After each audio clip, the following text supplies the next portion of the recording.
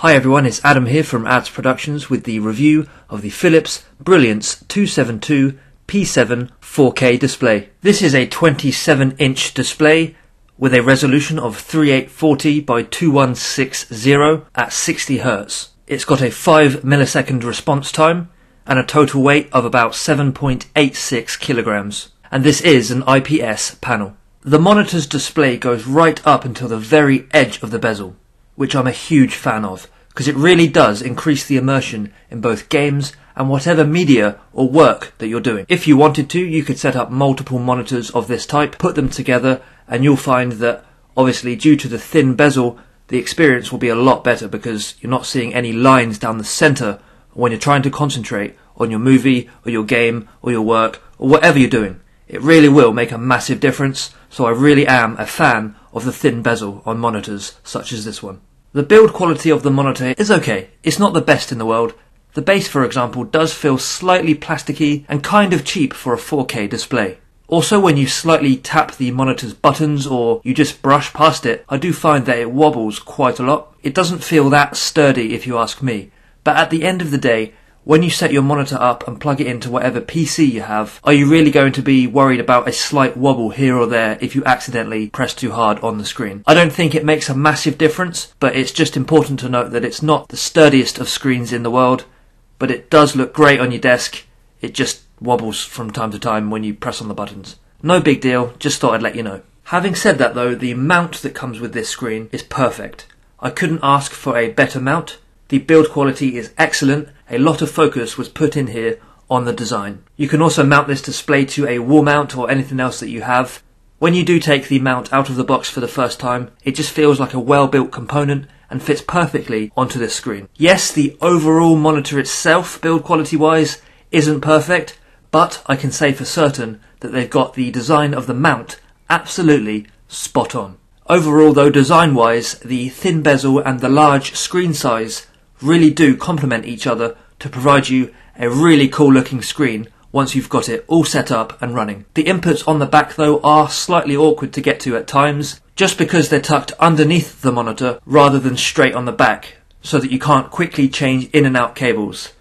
Not a deal breaker, just information for you. There is also a cable management tab on the back of the stand so that you can tuck any unwanted cables behind it, so when you're viewing the monitor from straight on, they won't be in your line of sight. To the connections on the back of the screen, we've got VGA, DisplayPort, Mini DisplayPort and HDMI. There is a USB hub on the side of the screen. This allows you to plug in a mouse and keyboard, charge your iPhone, whatever you want to do. It's very convenient to have more USB ports available on the side of the screen. The aesthetic of the screen is also not affected by this hub because it's tucked in behind the screen rather than latched onto the side like other monitors on the market. Connect your PC to your monitor using the included USB cable.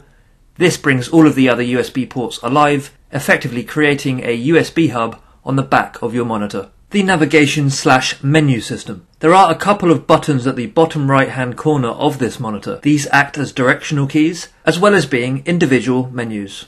Starting off with the OK button. This is essentially the main menu that gets to all of the core settings within the monitor. Included at the very front of the monitor is an infrared sensor. Its primary use is the use with power sensor. Power sensor is a tool that detects if you're sat in front of your PC. If you're not in front of your PC and you have power sensor enabled, because don't forget it's not enabled by default, then it will dim and ultimately turn off the screen as you walk away.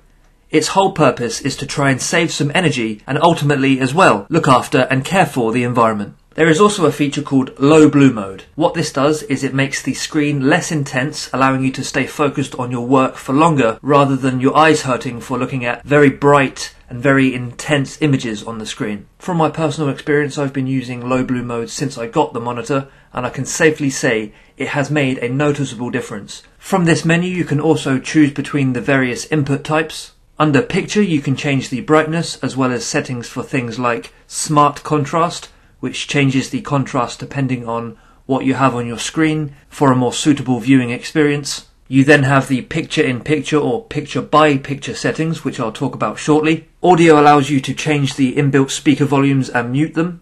The speakers included are as basic as you can get, and that's exactly what I expected in terms of a monitor. Don't use them as your main speakers, but when you need to use them, they do the job. That's pretty much what you expect from inbuilt speakers these days.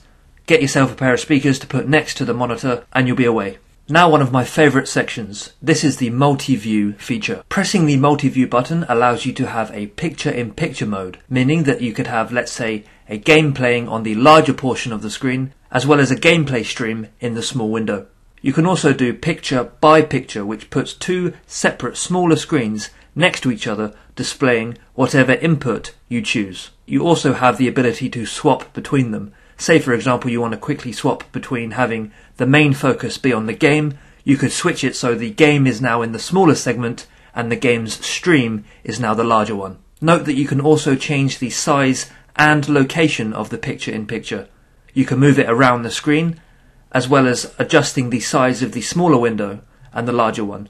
Say you want to zoom a little bit into the game stream that you've got in the smaller window, you can do just that. The only two negatives that I can find with this is that the picture-in-picture only allows you to put the picture in the top left, top right, bottom left and bottom right. You can't put it anywhere you like, but I think that's fairly standard among monitors. Also, the picture-by-picture makes the two images fairly small, and on a 27-inch panel like this one, I don't see myself using it a whole lot. The multi-view button also acts as the down arrow. You can also change the colour, the language and settings for the on-screen display, like how long it stays on the screen for. Pressing the up arrow or the user button allows you to change between the audio sources. If you push the left arrow button or the last button to the left, this enables the Smart Image section. Within Smart Image there are a few presets that have different brightness and picture settings that are supposed to be suited for particular environments. They have different settings for each scenario so that when you're playing a game you can have your screen act a certain way, and when you're watching a movie, you can have it act another. Me personally, I don't tend to use the presets a whole lot because I find myself changing the screen settings until I find that perfect point and then leaving it for the rest of my time with it. There is a sneaky little webcam that's enabled by pushing down at the top of the monitor.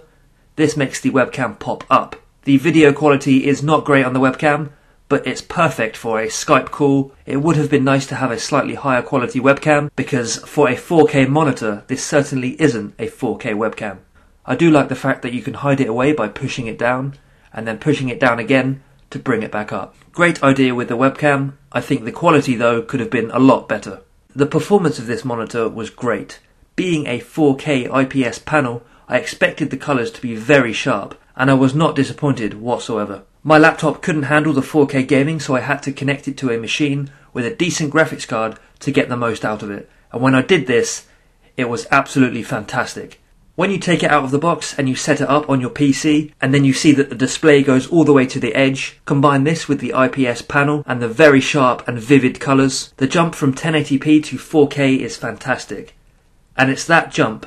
When you take it out of the box, you plug it up to your graphics card, you play your first game in high res on an IPS display where the display goes all the way to the edge. That's when you realise the amount of money that you paid for this monitor was certainly worth its weight in gold. Running a series of ghosting tests on this monitor confirms to me that the 5 millisecond response time is nothing to worry about. Go ahead and play those fast-paced games. This monitor can handle it, no problem. From time to time I use applications like Photoshop to make video thumbnails and edit other images. I found that this monitor with its IPS panel really did help me when it came to photo editing, because it allows you to pinpoint the colours because of its great colour accuracy. In terms of the technical performance of this display, there is only one thing that I could find that lets it down ever so slightly, is that due to its lower contrast ratio in comparison to other monitors on the market, there is slight detail loss in darker images, and unless you're looking at this through a microscope, it's not too noticeable. This monitor has great colour performance and handles 4K gaming and media like a beast, with the thin bezel being the icing on the cake. Some parts of the screen do feel slightly flimsy, but if that doesn't bother you too much, then this monitor holds its own, and anyone on the market for a 4K monitor should look this way, because it's definitely worth considering. Thank you very much for watching. This has been Adam from Ads Productions with the review of the Philips 27-inch 4K display.